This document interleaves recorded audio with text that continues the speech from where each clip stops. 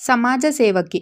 ಇಲ್ಲಿ ಒಬ್ಬಳು ಯುವತಿಯ ಮೇಲೆ ಬಲಾತ್ಕಾರ ಮಾಡಲಾಗುತ್ತದೆ. ಇವಳು ರಾಣಿ ಅಂತ. ರಾಣಿಯ ತಂದೆ ತಾಯಿ ತೀರಿ ಹೋಗಿದ್ದು ಅವಳ ಮಲತಾಯಿ ಪ್ರಭಾ ರಾಣಿ ಹಾಗೂ ಅವಳ ಅಣ್ಣ ಮಹೇಶ್ನನ್ನು ಸಾಕುತ್ತಿದ್ದು, ಮಹೇಶ್ ಕೆಲಸಕ್ಕೆ ಅಂತ ಬೇರೆ ಊರಿಗೆ ಹೋಗಿರುತ್ತಾನೆ. ಇನ್ನು ರಾಣಿಗೆ ಸೇರದ ಪ್ರಭಾ ಯಾವಾಗಲೂ ಅವಳನ್ನು ಬೈಯುತ್ತಲೇ ಇರುತ್ತಾಳೆ. ಹೀಗಿರುವಾಗ ಒಂದು ದಿನ ಪ್ರಭಾಳ ಪಕ್ಕದ ಮನೆಯ ಶ್ವೇತಾ ಮನೆಗೆ ಬಂದು, ನೀವೇಕೆ ರಾಣಿಗೆ ಚಿಕಿತ್ಸೆ ಕೊಡಿಸಬಾರದು ಅಂತ ಪ್ರಭಾಳನ್ನು ಕೇಳುತ್ತಾಳೆ. ಆವಾಗ ಪ್ರಭಾ, ಇವಳಿಗಾಗಿ ನಾನು ಈಗಾಗಲೇ ತುಂಬ ಹಣ ಹಾಳು ಮಾಡಿದ್ದೇನೆ, ಇನ್ಮೇಲೆ ನಾನು ಇವಳಿಗೆ 1 ರೂಪಾಯಿ ಕೂಡ ಖರ್ಚು ಮಾಡಲ್ಲ ಅಂತ ಹೇಳುತ್ತಾಳೆ. ಆವಾಗ ಶ್ವೇತಾ, ಹಾಗಾದರೆ ಪಕ್ಕದ ಊರಲ್ಲೊಂದು ಬುದ್ಧಿಮಾಂದ್ಯ ಮಕ್ಕಳ ಬಾಲಾಶ್ರಮ ಇದೆ, ಅಲ್ಲಿ ಇವಳನ್ನು ಬಿಟ್ಟು ಬಿಡಿ, ಅಲ್ಲಿ ಅವರು ಇವಳ ಮದುವೆಯವರೆಗಿನ ಖರ್ಚು ಕೂಡ ನೋಡಿಕೊಳ್ಳುತ್ತಾರೆ ಅಂತ ಹೇಳುತ್ತಾಳೆ. ಆವಾಗ ಖುಷಿಯಾದ ಪ್ರಭಾ, ಈಗಲೇ ಹೋಗೋಣ ಬಾ ಅಂತ ಶ್ವೇತಾಗೆ ಹೇಳಿ ರಾಣಿಯನ್ನು ಬಾಲಾಶ್ರಮಕ್ಕೆ ಕರೆದುಕೊಂಡು ಹೋಗುತ್ತಾಳೆ. ಆವಾಗ ಅಲ್ಲಿ ಆ ಆಶ್ರಮವನ್ನು ನೋಡಿಕೊಳ್ಳುತ್ತಿರುವಂತಹ ದೇವಿಕಾ ರಾಣಿಯನ್ನು ನೋಡುತ್ತಾ, ನೀವು ಇವಳನ್ನು ಇಲ್ಲಿಗೆ ಕರೆತಂದು ಒಳ್ಳೆಯ ಕೆಲಸ ಮಾಡಿದಿರಿ, ಇನ್ಮೇಲೆ ಇವಳ ಎಲ್ಲ ಖರ್ಚನ್ನು ನಾವೇ ನೋಡಿಕೊಳ್ಳುತ್ತೇವೆ, ಆದರೆ ನೀವು ಇನ್ಮೇಲೆ ರಾಣಿಯನ್ನು ಯಾವತ್ತೂ ವಾಪಸ್ ಇಲ್ಲಿಂದ ಕರೆದುಕೊಂಡು ಹೋಗುವಂತಿಲ್ಲ, ಇದು ನಮ್ಮ ಕಂಡೀಷನ್. ಈ ಕಂಡೀಷನ್ಗೆ ನೀವು ಒಪ್ಪಿ ಸಹಿ ಮಾಡುವುದಾದರೆ ನಾವು ಇವಳನ್ನು ನೋಡಿಕೊಳ್ಳುತ್ತೇವೆ ಅಂತ ಪ್ರಭಾಗೆ ಹೇಳುತ್ತಾಳೆ. ಆವಾಗ ಖುಷಿಯಾದ ಪ್ರಭಾ ಆಯಿತು ಅಂತ ಹೇಳಿ ಅವರ ಕಂಡೀಷನ್ಸ್ಗೆ ಸಹಿ ಮಾಡಿ ರಾಣಿಯನ್ನು ಅಲ್ಲಿಯೇ ಬಿಟ್ಟು ಹೋಗುತ್ತಾಳೆ. ನಂತರ ರಾಣಿಯನ್ನು ಅಲ್ಲಿಯೇ ಕೆಲಸ ಮಾಡುವ ಶೀಲಾ ಹಾಗೂ ಸ್ಟಾಫ್ ಒಳಗಡೆ ಕರೆದುಕೊಂಡು ಹೋಗಿ ಅವಳಿಗೊಂದು ನಶೆಯ ಇಂಜೆಕ್ಷನ್ ಕೊಟ್ಟು ಮಲಗಿಸುತ್ತಾರೆ. ಮರುದಿನ ದೇವಿಕಾ ಹೊರಗಡೆ ಹೋದಾಗ ಮತ್ತೊಬ್ಬಳು ಮಹಿಳೆ ಪಿಂಕಿ ಎನ್ನುವ ಬುದ್ಧಿಮಾಂದ್ಯ ಹುಡುಗಿಯನ್ನು, ನೀನು ಈ ಥರ ಜನಿಸಿ ನಮಗೆ ತುಂಬ ಭಾರವಾಗಿದ್ದೀಯಾ ಅಂತ ಹೊಡೆಯುತ್ತಿರುತ್ತಾಳೆ.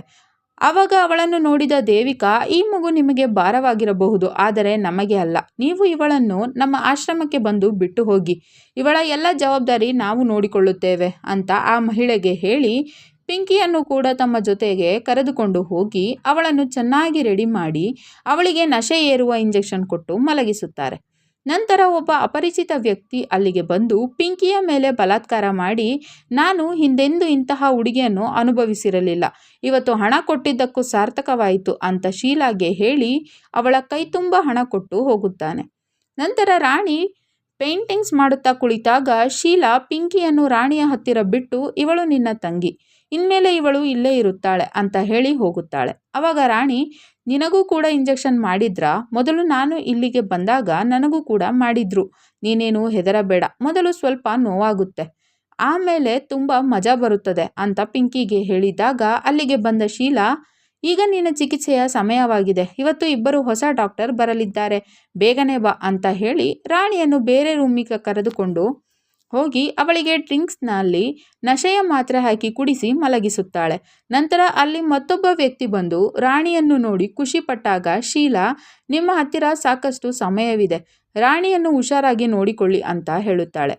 ಆವಾಗ ಆ ವ್ಯಕ್ತಿ, ನನಗೆ ನಿಧಾನವಾಗಿ ಎಂದರೆ ತುಂಬ ಇಷ್ಟ ಅಂತ ಹೇಳುತ್ತಾ ರೂಮ್ ಬಾಗಿಲು ಹಾಕಿ ರಾಣಿಯ ಮೇಲೆ ಬಲಾತ್ಕಾರ ಮಾಡುತ್ತಾನೆ.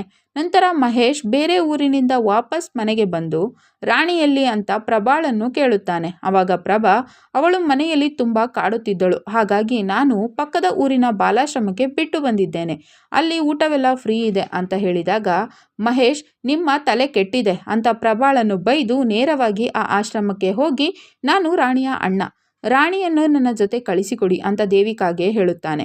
ಆವಾಗ ದೇವಿಕಾ, ರಾಣಿ ಇಲ್ಲಿ ಚೆನ್ನಾಗಿ ಇದ್ದಾಳೆ, ಅವಳು ಬಂದರೆ ಕರೆದುಕೊಂಡು ಹೋಗಿ ಅಂತ ಹೇಳಿ ರಾಣಿಯನ್ನು ಅಲ್ಲಿಗೆ ಕರೆಸಿದಾಗ ರಾಣಿ, ಮನೆಗೆ ಹೋದರೆ ಅಮ್ಮ ನನ್ನನ್ನು ಹೊಡೆಯುತ್ತಾರೆ, ನಾನಿಲ್ಲಿ ಆರಾಮಾಗಿದ್ದೇನೆ, ನಾನು ಇಲ್ಲಿಯೇ ಇರುತ್ತೇನೆ ಅಂತ ಮಹೇಶ್ಗೆ ಹೇಳುತ್ತಾಳೆ. ಆವಾಗ ಮಹೇಶ್, ಆಯಿತು, ಇಲ್ಲಿಯಾದರೂ ಆರಾಮಾಗಿರು ಅಂತ ರಾಣಿಗೆ ಹೇಳಿದಾಗ ರಾಣಿ ತಾನು ಮಾಡಿದ ಪೇಂಟಿಂಗ್ಸ್ಗಳನ್ನು ಮಹೇಶ್ಗೆ ಕೊಟ್ಟು ಕಳಿಸುತ್ತಾಳೆ. ಈ ಹಿಂದೆ ಮಹೇಶ್ ರಾಣಿಯನ್ನು ಕರೆಯಲು ಬಂದಾಗ ರಾಣಿಯ ಹತ್ತಿರ ಬಂದ ಶೀಲಾ, ನಿನ್ನ ಅಣ್ಣ ನಿನ್ನನ್ನು ಕರೆಯಲು ಇಲ್ಲಿಗೆ ಬಂದಿದ್ದಾನೆ, ನೀನು ಅವನ ಜೊತೆ ಹೋದರೆ ನಾವಿಲ್ಲಿ ನಿನ್ನ ತಂಗಿ ಪಿಂಕಿಯನ್ನು ಸಾಯಿಸುತ್ತೇವೆ ಅಂತ ಹೆದರಿಸಿ ಅವನಿಗೆ ಸುಳ್ಳು ಹೇಳಿ ಕಳಿಸುವಂತೆ ಪ್ರಿಪೇರ್ ಮಾಡಿ ಕಳಿಸಿದಾಗ ಹೆದರಿದ ರಾಣಿ ಮಹೇಶ್ನ ಮುಂದೆ ಸುಳ್ಳು ಹೇಳಿರುತ್ತಾಳೆ. ನಂತರ ಒಬ್ಬ ಮಿನಿಸ್ಟರ್ ಆ ಆಶ್ರಮಕ್ಕೆ ಬಂದು, ನನಗೊಬ್ಬಳು ಹೊಸ ಹುಡುಗಿ ಇದ್ದರೆ ಕೊಡಿ ಅಂತ ದೇವಿಕಾಳನ್ನು ಕೇಳುತ್ತಾನೆ. ಅವಾಗ ದೇವಿಕಾ, ನೀವು ಮೇಲಿನ ರೂಮ್ನಲ್ಲಿ ವೇಟ್ ಮಾಡಿ, ನಾನು ಹೊಸ ಹುಡುಗಿಯನ್ನು ಕಳಿಸುತ್ತೇನೆ ಅಂತ ಆ ವ್ಯಕ್ತಿಗೆ ಹೇಳಿದಾಗ ಖುಷಿಯಾದ ಅವನು ಮೇಲಿನ ರೂಮ್ಗೆ ಹೋಗಿ ಕಾಯುತ್ತಾ ನಿಲ್ಲುತ್ತಾನೆ. ಅವಾಗ ಅಲ್ಲಿ ಪೊಲೀಸರು ರೇಡ್ ಮಾಡಿದಾಗ ಅವರ ಜೊತೆಯಲ್ಲಿ ಮಹೇಶ್ ಕೂಡ ಇದ್ದು ರಾಣಿ ಮಹೇಶ್ಗೆ ಪೇಂಟಿಂಗ್ಸ್ ಕೊಡುವ ನೆಪದಲ್ಲಿ ಅಲ್ಲಿ ಅವಳ ಮೇಲೆ ಏನೇನು ಅತ್ಯಾಚಾರ ನಡೆಯುತ್ತಿದೆ ಅಂತ ಬರೆದು ಕಳಿಸಿರುತ್ತಾಳೆ. ಕೊನೆಗೆ ಅದನ್ನು ನೋಡಿದ ಮಹೇಶ್ ಪೊಲೀಸರೊಂದಿಗೆ ಅಲ್ಲಿಗೆ ಬಂದು ದೇವಿಕಾಳನ್ನು ಅರೆಸ್ಟ್ ಮಾಡಿಸಿ ಅಲ್ಲಿರುವ ಹೆಣ್ಣು ಮಕ್ಕಳನ್ನೆಲ್ಲ ಬಿಡುಗಡೆಗೊಳಿಸುತ್ತಾನೆ. ಕತೆ ಇಲ್ಲಿಗೆ ಮುಗಿಯುತ್ತದೆ. ಈ ವಿಡಿಯೋವನ್ನು ಪೂರ್ತಿ ನೋಡಲು ಅಲರ್ಟ್ ಇಂಡಿಯಾ ಎಂಬ ಯೂಟ್ಯೂಬ್ ಚಾನಲ್ನಲ್ಲಿ ಸಮಾಜ್ ಸೇವಿಕಾ ಎಂದು ಹುಡುಕಿ ನೋಡಬಹುದು.